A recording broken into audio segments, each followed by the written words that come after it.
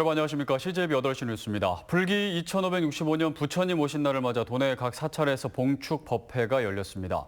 천년고찰 법주사에서는 코로나19 상황을 고려해 신도 등 100여 명만이 참석한 가운데 봉축 법요식을 열었고 청주 용화사에서도 최소 인원이 참석해 한글 금강경 독송 법회 등의 행사를 진행했습니다. 또 천태종 총본산인 단양 구인사 등에서도 장기화되고 있는 코로나19 국면 속에서 희망과 회복을 기원하는 봉축 행사가 이어졌습니다. 네, 어떤 물건이든 버리지 못하고 집안 가득 쌓아두는 병을 저장강박증이라고 하는데요. 사진이나 영상을 통해 그분들의 집 내부를 보면 정말 안타까운 생각을 떨칠 수가 없습니다. 이들을 체계적으로 돕기 위해 조례를 만든 청주시가 첫 지원 활동에 나섰습니다. 조용관 기자가 그 현장을 다녀왔습니다. 청주시 현두면의 한 주택에서 면사무소 직원들과 봉사단체 회원 등 50여 명이 쓰레기를 치우느라 구슬땀을 흘립니다. 각종 전자제품과 건축자재, 생활 쓰레기까지 치워도 끝이 없습니다. 지난달에 1차로 집 앞 골목에서 마대 150자루 분량의 쓰레기를 빼내는데도 중장비까지 동원해 앞으로 열흘은 더 치워야 합니다. 그냥 무조건 어디 나갔다 오면 자동에다 끄드리고 주우고. 주민분들 피해는 없었고요. 피하는 냄새나도 뭐 어떻게 이게 여기서 조금 이해를 했지. 대청소 뒤에는 집도 수리합니다. 슬레이트 지붕 개량과 도배, 장판, 보일러를 교체한 뒤 생활 물품을 후원하고 집주인 76살 송모 씨에 대해서는 심리치료도 진행합니다. 계속 이런 위기 과정을 발굴해내고 그거를 저희가 이제 그분이 남은 여생이라도 좀 깨끗한 환경에서 사실 수 있도록 도와주는 게 저희들의 몫이 아닌가 싶습니다. 이 같은 원스톱 지원은 지난해 10월 제정된 저장강박증 의심 가구 지원 조례가 뒷받침하고 있습니다. 행재정적인 지원이 가능해지면서 청주시 43개 모든 읍면동에 저장강박증 의심 가구를 돕기 위한 깔끔히 봉사단이 꾸려졌고 대상 가구 42곳도 새롭게 발굴됐습니다. 보통의 집에 가면 소소하게 좀 물건이 쌓일 수 있지만 이것 또한 우리가 좀 관심 있게 봐야 되는 부분이다라는 것들을 좀 시민들한테 각인시켰다라고 볼 수 있고요. 청주시는 개별적으로 활동하던 민간 단체들과의 유기적인 협조를 통해 대상 가구 발굴부터 지원, 재발을 막기 위한 사후 관리까지 더욱 체계적인 지원 체계를 구축해 나갈 계획입니다. CJB 조윤광입니다. 지난 2019년 연말 오송 세존간 도로에서 발생한 뺑소니 사망 사고에 대해 1심 재판부가 이례적으로 무죄를 선고했습니다. 깜깜한 새벽에 인도가 없는 도로에서 피해자가 검정색 옷을 입고 있었는데 여러 가지 정황상 책임을 묻기 어렵다는 판단입니다. 이태영 기자입니다. 오송역과 세종시를 잇는 왕복 6차선 도로입니다. 지난 2019년 12월 24일 새벽 4시쯤 한 50대 남성이 이곳에서 차량에 깔린 자국과 함께 숨진 채 발견됐습니다. 경찰은 현장에 남은 타이어 자국 등을 토대로 사고 발생 6일 만에 운전자 A씨를 검거했고 도주치사, 즉 뺑소니 사망사고 혐의를 적용했습니다. 사고를 방지해야 할 운전자의 의무를 다하지 않았고 사고 사실을 알고도 구호 조치를 취하지 않은 것으로 본 겁니다. 하지만 최근 청주지법 1심 재판부는 무죄를 선고했습니다. 사고가 난 도로입니다. 보시다시피 인도 하나 없이 차량들의 통행만 이뤄지고 있습니다. 사실상 자동차 전용 도로와 비슷한 성격을 갖고 있는 점, 주변에 민가나 상업시설 등이 없는 점 등을 고려하면 해당 장소와 시간대에 사람이 누워 있었을 가능성을 예견하기는 어렵다고 본 겁니다. 당시 사고 피해자가 상하이 모두 검은색 계통의 옷을 입고 있었고 마침 사고 지점 주변의 가로등이 모두 고장나 있던 점도 운전자에게 책임을 묻기 어려운 이유라고 설명했습니다.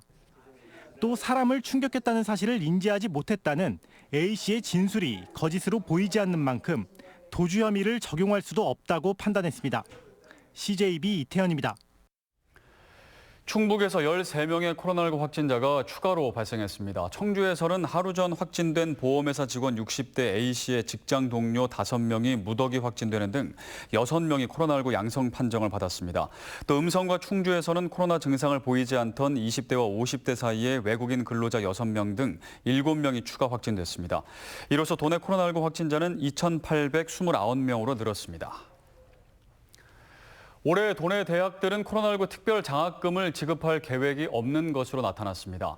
대학 측에 따르면 올해 교육부의 지원 예산이 줄었고 사용처도 비대면 수업 지원 등으로 제한적이어서 코로나 장학금 논의는 이루어지지 않고 있다고 밝혔습니다. 지난해에는 도내 대학 14곳이 교육부의 지원을 받아 학생 1명당 평균 17만 5천 원의 특별 장학금을 지급했습니다. 코로나 때문에 학생들의 야외 수련 활동도 멈춘 지가 오래됐는데요. 충북 학생수련원이 새로운 아웃도어 활동을 도입했습니다. 숲 체험과 찾아가는 야영입니다. 진기훈 기자가 현장을 다녀왔습니다. 씩씩하게 나무를 오르고 로프를 꽉 잡고 있던 손을 놓고 공중에 몸을 던집니다. 최근 이색 산림 레저 스포츠로 떠오르고 있는 트리 클라이밍. 친구들의 응원 속에 높은 곳의 무서움도 잊은 채 공중에서 물구나무까지 서봅니다. 처음엔 무서웠는데 친구들이 응원도 해주니까 별로 무섭지도 않고 재밌게 올라갔어요. 밧줄을 잡고 나무 높은 곳까지 오르는 몽키 클라이밍으로 성취감을 맛보고 밧줄에 매달려 시원한 속도로 내려오고 친구들이 밀어주는 그네를 타고 숲속 상쾌한 공기를 만끽합니다.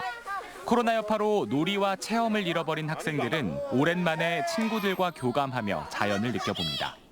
이렇게 숲에서 나오고 이렇게 논 적은 코로나 생기고 나서 이제 처음이에요. 나와서 너무 재밌고 너무 신났어요. 위드 코로나 시대에 맞춘 성장형 아웃도어 스쿨 수련 활동은 학생들이 마스크의 답답함에서 벗어나 숲에서 마음껏 숨쉬고 함께 즐기는 숲 체험 프로그램과 야영 교육을 접목해 협동심도 기를 수 있습니다. 기존 숙박형 야영 수련 활동에서 벗어나 숲 체험과 야영 교육을 하루씩 나눠 진행하고 학교 방문형 야영 교육도 도입해 코로나 감염 우려도 최소화했습니다. 자연을 느끼며 스스로 배우고 친구들과 함께 성장하는 아웃도어 스쿨의 비전을 담았습니다. 숲에서 직접적인 신체 활동을 하면서 자연을 경험하게 되는 프로그램을 통해서 아이들의 사회성이라든지 정서적으로 굉장히 좋은 영향을 끼칠 것 같아서 자연에서의 경험과 배움으로 친구들과 함께 성장하는 새로운 야영 수련 활동은 올해 10곳의 학교를 시작으로 정규 교육 과정에도 도입될 전망입니다. CJB 진기훈입니다. 올해 검정고시에서 충주시 학교 밖 청소년 지원센터의 응시생 전원이 합격했습니다. 지난해에 이어 올해도 전원 합격의 영예를 아는 건데요. 자원봉사 선생님들의 헌신과 학생들의 자발적인 노력 덕분이었습니다. 이윤영 기자입니다. 학교 수업보다 더 진지하게 수업에 임하는 학교 밖 청소년들. 충주시 학교 밖 청소년 센터 응시생 전원이 2021년 검정고시에 합격했습니다. 중졸 학력 6명, 고졸 학력 13명 등 19명이 모두 합격의 영예를 아는 겁니다. 지난해 46명의 학교 밖 청소년들이 전원 합격한 데 이어 2년 연속 응시생 모두가 합격한 겁니다. 특히 김아랑 학생은 평균 98점의 높은 점수로 합격해 대학 진학을 목표로 하고 있습니다.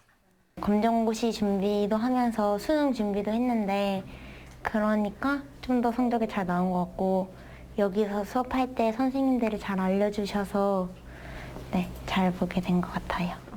학교 밖 청소년 지원센터는 지난 1월부터 검정고시 대비반을 운영하면서 온라인 수업과 대면 수업을 병행하며 학교 밖 청소년들의 꿈을 지원해왔습니다. 미술, 음악, 스포츠 등 동아리 활동과 직업 체험 교육 등 다채로운 프로그램들이 마련돼 학교 밖 청소년들에게 꿈과 재능을 발견할 기회를 제공하고 있습니다. 특히 6분의 자원봉사자 선생님들의 헌신적인 노력과 관심이 무엇보다 중요했습니다.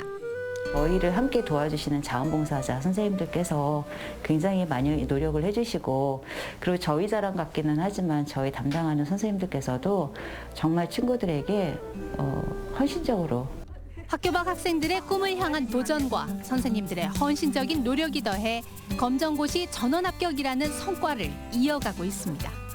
CJB 이윤영입니다. 다음 소식입니다. 청주대가 교육부 산하 학교용지, 학교시설 무상 공급 지원과 지방교육행정기관 타당성 조사 전문기관으로 지정됐습니다. 지방교육행정 타당성 조사기관은 전국 17개 시도교육청과 지역교육지원청, 지방자치단체 등을 대상으로 학교나 교육행정기관 수요조사나 통합구역 관리 등의 업무를 수행하게 되며 사립대 가운데는 청주대가 전국 처음으로 선정됐습니다. 청주 충원탑 추모공원 조성 사업이 지방재정 투자 심사를 통과했습니다. 이에 따라 청주시는 오는 2026년까지 250억 원을 들여 3층 규모의 안보교육관을 건립하고 600m가량의 주변 둘레길과 광장에는 연못 등을 조성할 계획입니다. 청주 사직동 충원탑은 지난 1955년 건립돼 2017년 새 단장됐으며 6.25 전쟁 당시 희생자들의 위패가 안장돼 있습니다. 지난해 도내에서 구조된 유기동물이 4,800여 마리에 달하는 것으로 나타났습니다. 농림축산검역본부에 따르면 지난해 도내에서 구조된 유실, 유기동물은 4,855마리로 개가 3,700마리로 가장 많았고 고양이 1,000여 마리의 순이었습니다.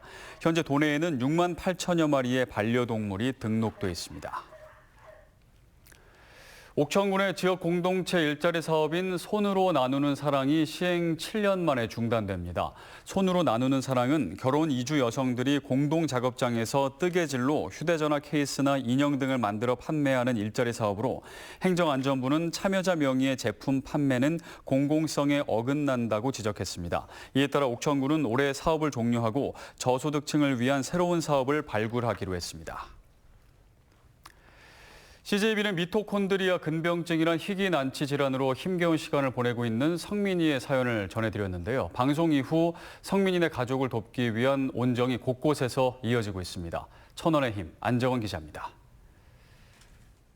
청주에 사는 18살 성민이는 몸에 연결된 관에 의지해 숨을 쉬고 먹습니다. 7살 때 희귀 난치 질환인 미토콘드리아 근병증 판정 이후 장기 곳곳이 손상됐기 때문입니다. 성민이를 온종일 돌봐야 하는 어머니도 2번의 암 수술과 뇌전증으로 힘겹기만 합니다. 성민이 가족의 안타까운 사연이 전해지자 도내 곳곳에서 도움의 손길이 이어지고 있습니다. 한국국토정보공사 충북본부는 임직원들이 모은 성금 500만 원을 성민이 치료에 써달라며 전달했습니다. 조금이나마 보탬이 됐으면 하는 그런 생각에서 작은 정성을 좀 모았습니다. 그래서 앞으로 그 성민이가 희망을 잃지 않고 씩씩하고 건강하게 일어났으면 좋겠습니다.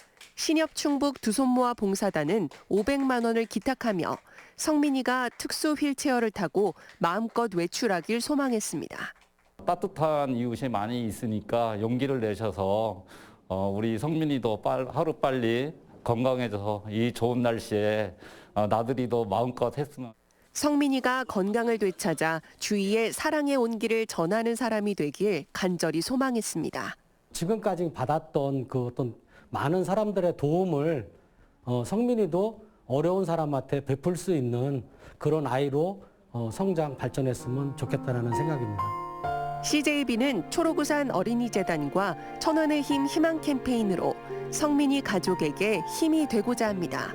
초록우산 어린이 계좌로 성금을 보내주시거나 한 통화에 3,000원인 ARS 전화로 성금을 모아주시면 성민이 가족에게 새 희망이 될 수 있습니다. CJB 안정은입니다. 5.18 민주화운동 41주년 기념식이 청주 성안길 북문로에서 열렸습니다. 기념식에서는 5.18 정신을 계승하기 위한 추모 행사와 함께 미얀마에서 벌어지고 있는 민중항쟁을 지지하는 거리 문화제가 열렸습니다. 이상으로 CJB 8시 뉴스를 모두 마칩니다. 고맙습니다.